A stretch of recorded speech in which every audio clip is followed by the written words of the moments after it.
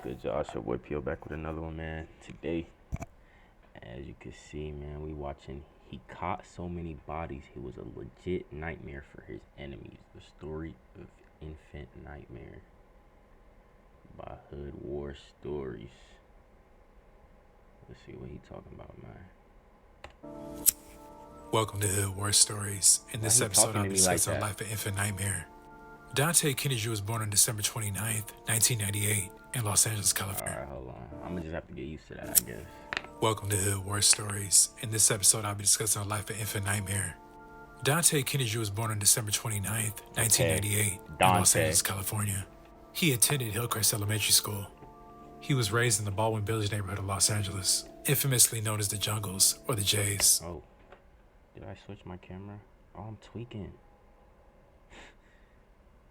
And it's, wow.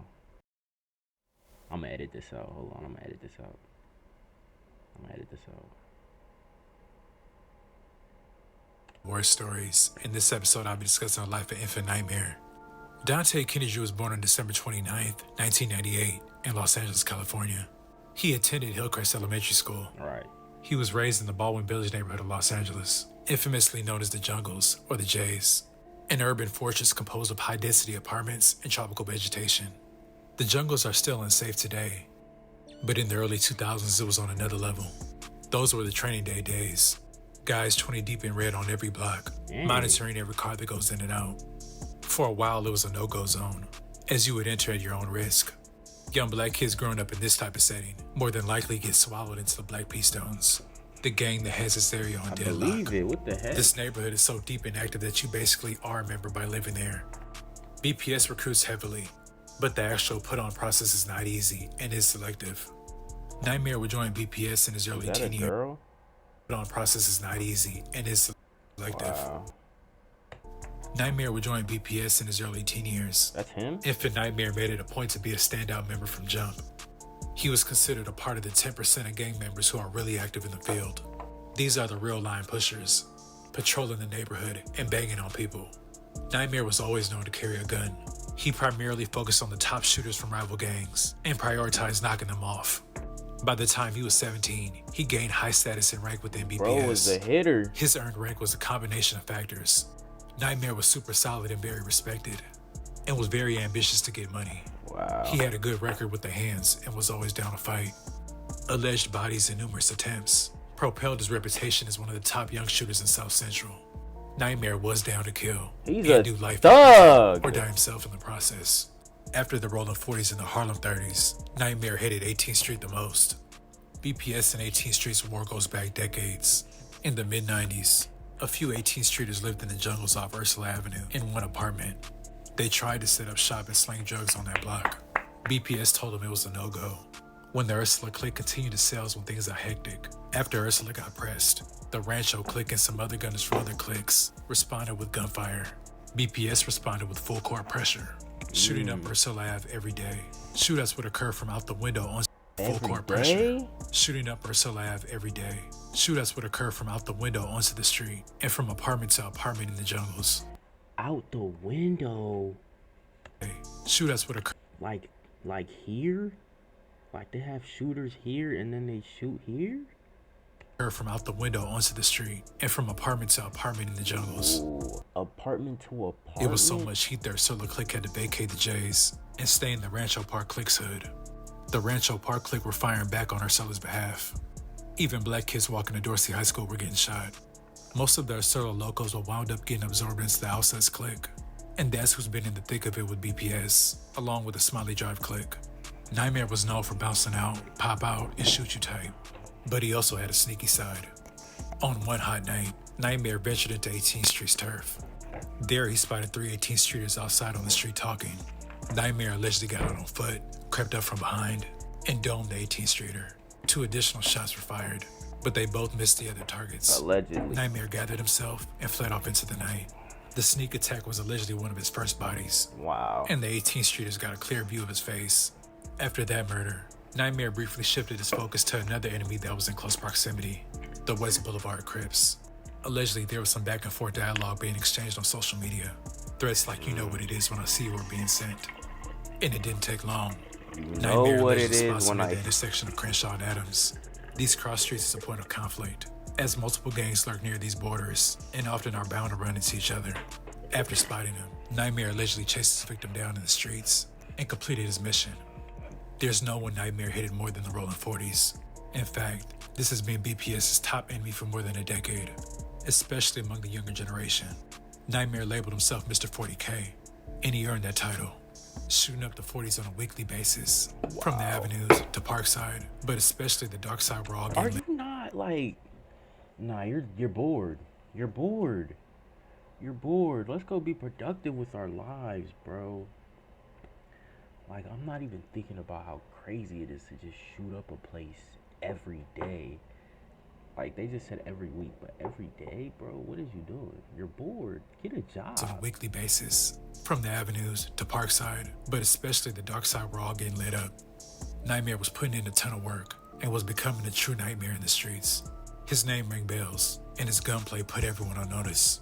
He was an active shooter and had no intention of slowing down. As Nightmare rose to one of the top doubters in the city, he began to prioritize killing other top shooters from rival hoods. Africa, also known as Tiny J Stone, was an extremely active, high-ranking member from the 89 East Coast Crips. Fast forward to July 29th, 2018, at 12:40 a.m. Africa is hanging out with Rolling 40 members near 43rd and Vermont. Nightmare and other BPS members all saw it that night, driving around looking for a 40 Crip to kill. They end up pulling up Wow, to they 43rd and just Vermont. driving around looking for one. Driving to kill. around looking for a 40 Crip to kill. They hunting for They end people. up pulling up to 43rd and Vermont and find just what they were looking for. Africa and a few Rolling 40 Crip members. That's a 2-for-1 special in Nightmare's eyes. Nightmare then jumps out and specifically tries to kill Africa first. He lets off numerous shots, and bullets start flying. But instead of hitting Africa, a 40 Crip named Tiny Hardhead got hit. 2 others were also shot. Hardhead was pronounced dead in the street at 12:50 a.m. Nightmare and another gunman ran to 2 separate vehicles, which fled the scene. Tiny Hardhead was a factor in the J. Sean Hall, 28-year-old black man, was shot and killed Sunday, July 29th in the 1000 block of West 43rd Street in Vermont Square. 40s, and he was known for shooting and pressing the issue. Hard-headed set trip. They gon' phone your body, bro. I ain't even on no C nigga, bro. Gon' phone your body, pop. He on the phone calling his homies. I pop that y'all niggas. Y'all niggas don't do nothing, nigga. I'm voting for you. I stay shooting y'all niggas. All right.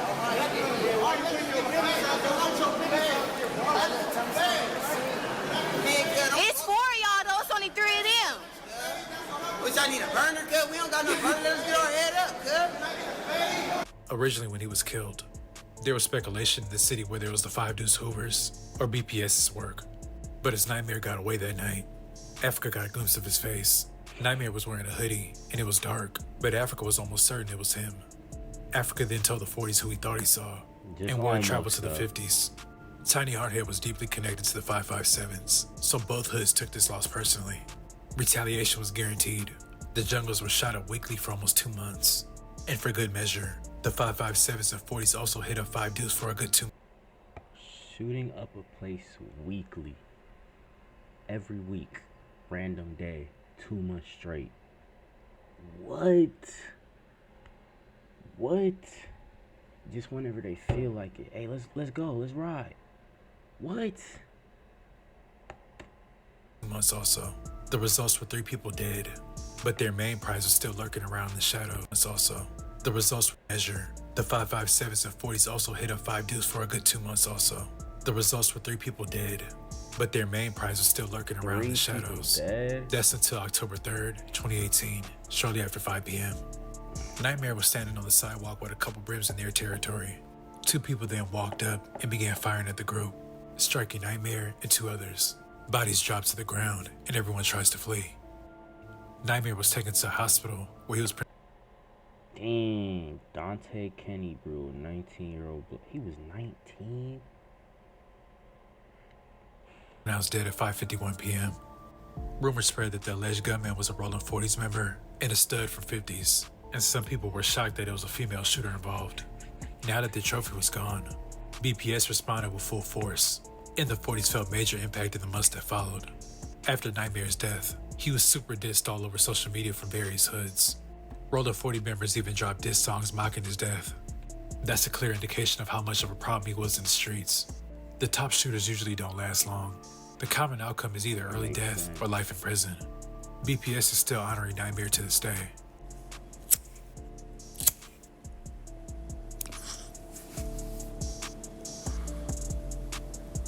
I'd like to thank you guys for watching. Please like, comment. Appreciate y'all for watching, man. Go enjoy some more videos on the channel. Nitemare demon, boy.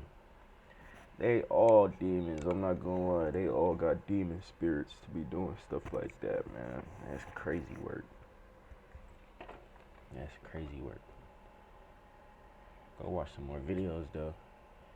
Go enjoy some more. It's your boy P on. I'm going.